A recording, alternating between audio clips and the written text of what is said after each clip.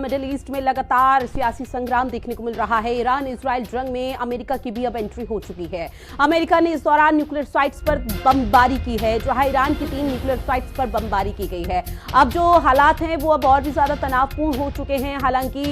इन तस्वीरों के माध्यम से समझा जा सकता है कि हालातों को कंट्रोल करने की कोशिश की जा रही है, लेकिन मौके पर वो स्थिति देखने को नहीं मिल रही, क्योंकि डोनाल्ड ट्रंप की तरफ से पहले ही इस बात का ऐलान कर दिया गया था कि वो अब इजराइल का साथ देगा और ईरान को उसकी कीमत चुकानी पड़ेगी। और अब वही स्थिति यहां पर पैदा हो चुकी है, जहां अमेरिका ने इस पूरे युद्ध में एंट्री कर ली है। एक तरफ अमेरिका की तरफ से कोशिश की जा रही थी युद्ध विराम की, तो वहीं दूसरी तरफ अमेरिका की एंट्री के बाद लगातार अब कई तरह के रिएक्शन सामने आ रहे हैं और कयासबाजी ये लगाई जा रही है कि शायद अब न सिर्फ विश्व युद्ध बल्कि बहुत बड़ा जो झटका है वो अब ईरान को लगता हुआ नजर आ सकता है। बहरहाल तस्वीरों के साथ साथ आपको बता दें कि इस बीच जिस तरह से अमेरिका ने 3 यहां पर न्यूक्लियर साइट्स पर बमबारी की है, उसके बाद ईरान को यह बहुत बड़ा झटका लगा है, यानी कि ईरान को बहुत बड़ा नुकसान भी हुआ है।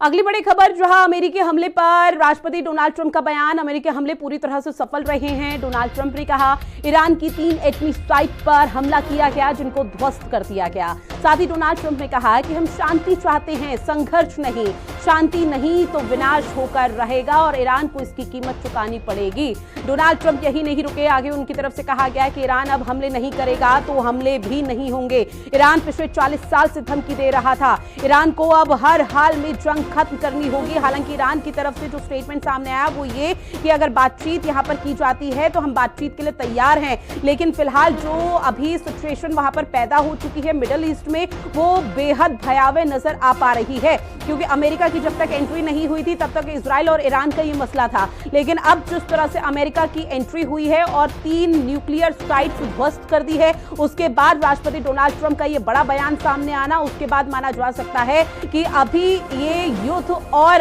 चरम सीमा पर पहुंचता हुआ नजर आएगा और ईरान को बहुत बड़ा नुकसान होगा।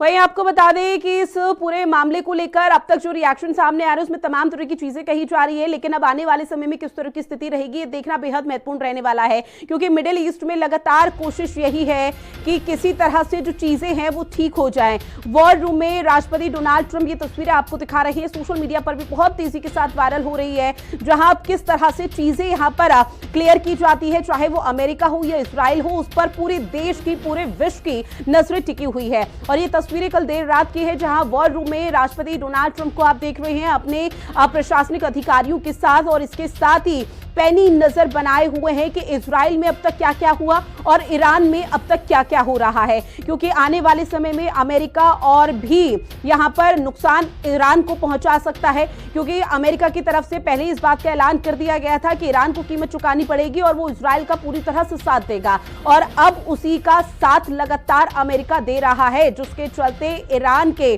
3 न्यूक्लियर साइट्स पर जोरदार हमला बोला। कल जब धमाका हुआ तो उसके बाद की जो तस्वीरें हैं उसको देखकर ईरान खासा परेशान इस वक्त नजर आ रहा है, और माना जा रहा है कि शायद ईरान जल्दी घुटने टेक दे इजराइल के सामने, क्योंकि लंबे समय से ईरान की तरफ से धमकी दी जा रही थी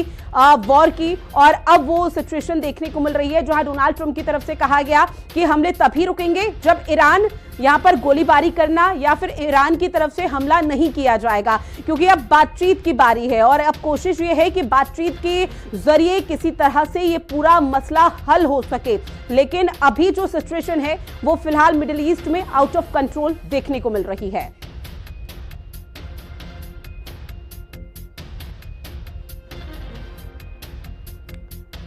तो लगातार मिडिल